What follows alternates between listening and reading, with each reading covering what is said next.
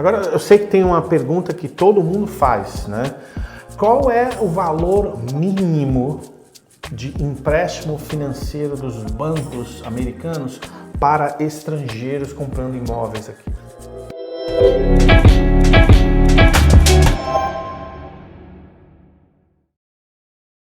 Olá pessoal, eu sou o Márcio Teixeira, seja bem-vindo ao meu canal do YouTube aqui no Invista Flórida.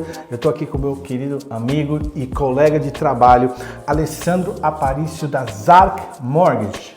Exato, Zark Mortgage Loans. Zark Mortgage Loans. E hoje nós vamos falar sobre financiamento e o que é financiar a sua compra aqui nos Estados Unidos.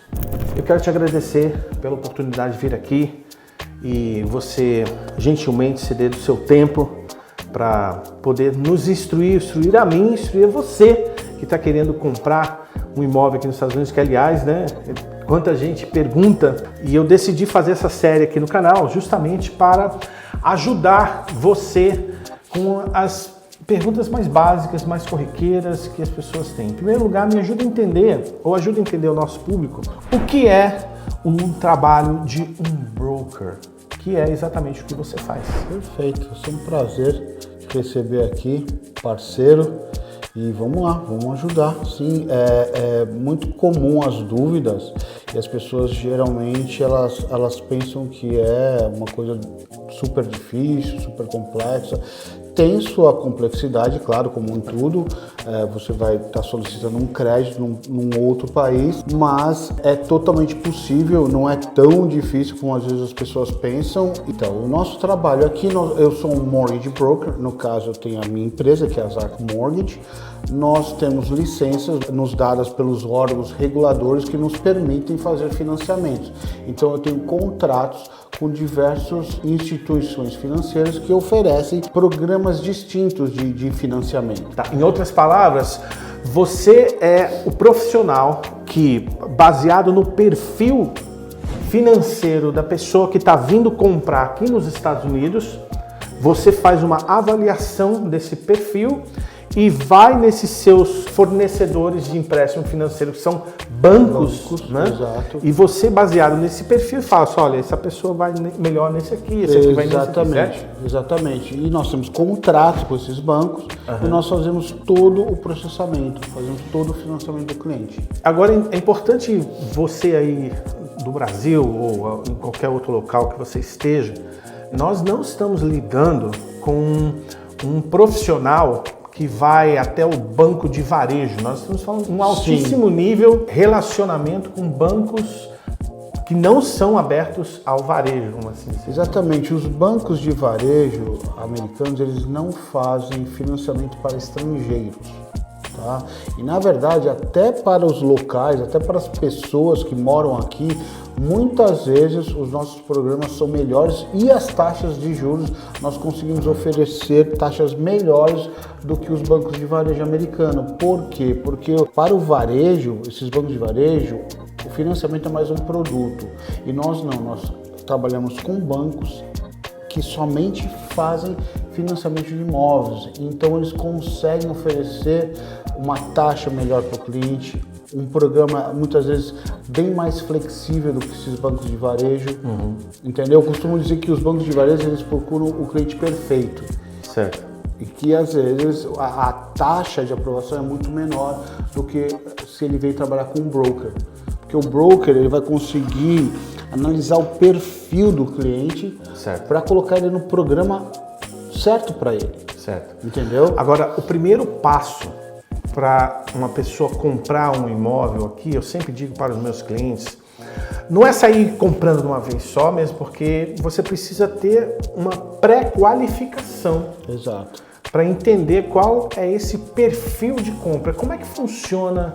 Eu sei como é que funciona, mas eu gostaria que um profissional como você explicasse como funciona essa pré-qualificação. Vamos lá. Primeiro a gente conversa com o cliente, entende aonde ele está, o que ele está buscando, que muita gente quer comprar uma casa aqui para investimento só.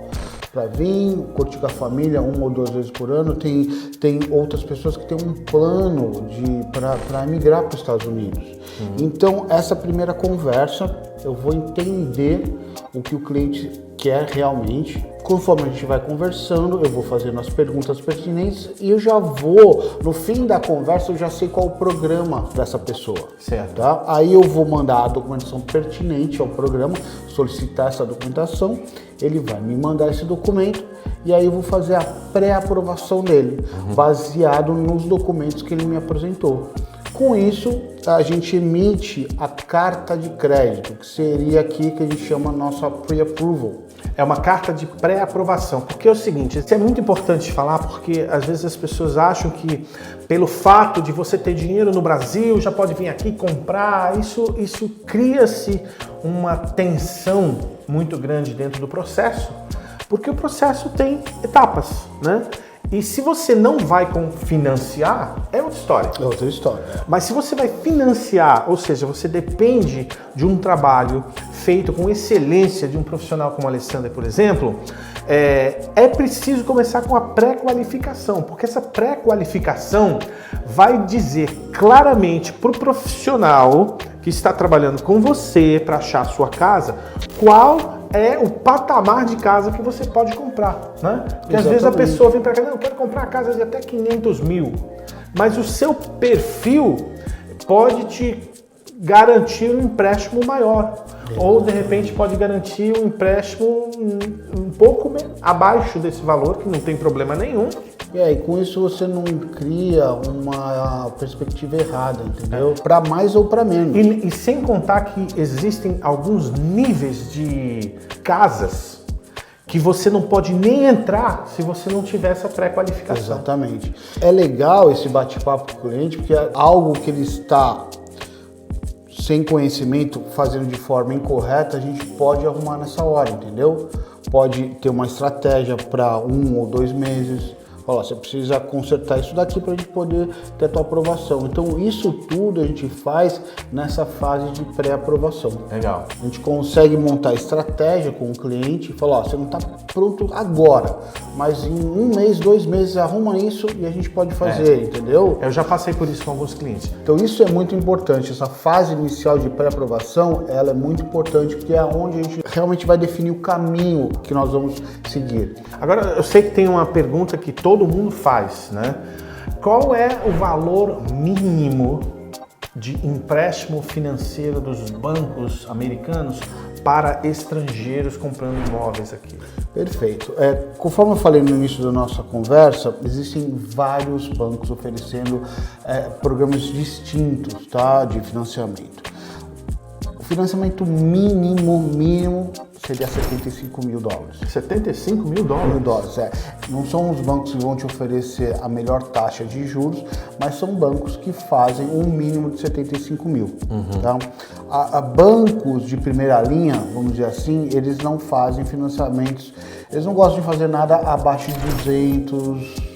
Tem alguns que fazem até 150. A média seria 250 mil. Agora, vamos tentar desmistificar o que seja um banco de primeira linha, um banco desse aí mais segunda linha.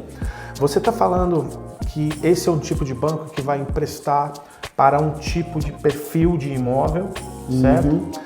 E a taxa de juros, como é que elas ficam de banco para banco nessa... Olha, um banco que vai te oferecer um custo-benefício legal, com uma taxa bacana, é um banco que vai te pedir um financiamento mínimo de uns 200 mil a 250 mil. Só que a gente vai afunilando, vai criando parcerias, vai vendo quem é bom, quem é ruim no mercado. Então, um banco, vamos dizer assim, de primeira linha, que já que a gente está utilizando esse termo, você vai precisar pelo menos de um financiamento aí de 200 a 250 mil.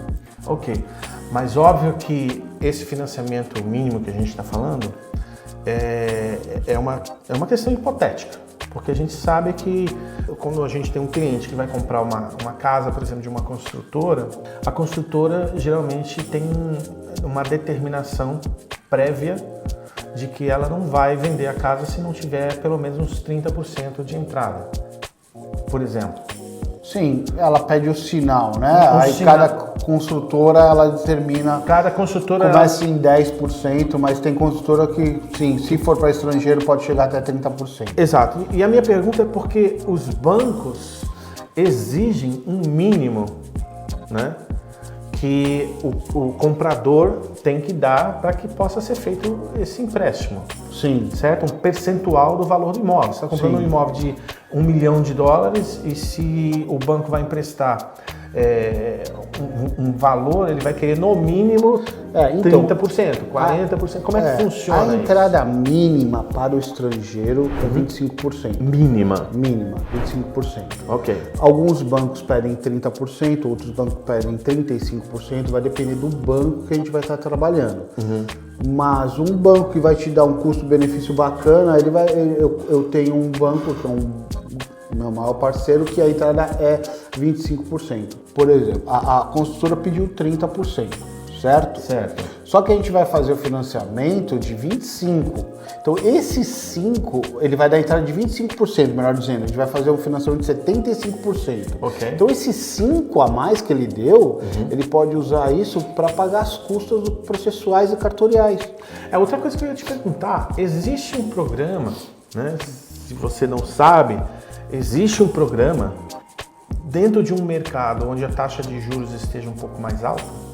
O cliente ele pode escolher a compra de um juros antecipado para diminuir a taxa de juros dele naquele empréstimo, não é isso? Isso. Esse programa ele é específico para investidores. Quando eu falo investidores, que é o programa de financiamento, ele não verifica a renda do comprador. A base de aprovação é a renda gerada pelo imóvel. Okay. Que ela tem que cobrir 100% do custo mensal. Então, por exemplo, se o imóvel vai custar por mês ao cliente $3 mil, é solicitada uma avaliação onde esse profissional vai avaliar quanto essa propriedade gera de renda através do aluguel. Okay. Que ela tem que gerar o mesmo que o seu custo. Nosso exemplo aí, $3 mil. Se ela gerar os $3 mil, está aprovado. E esses tipos de banco, que é exclusivo para investidores, eles oferecem compra de pontos percentuais. Você paga uma única vez para abaixar sua taxa de juros. E você pode abaixar até 1%. Por exemplo, se a sua taxa, fala qualquer número, tá, gente? Se a tua taxa é 8%, você paga um valor X e de 8% ela cai para 7%. Ok.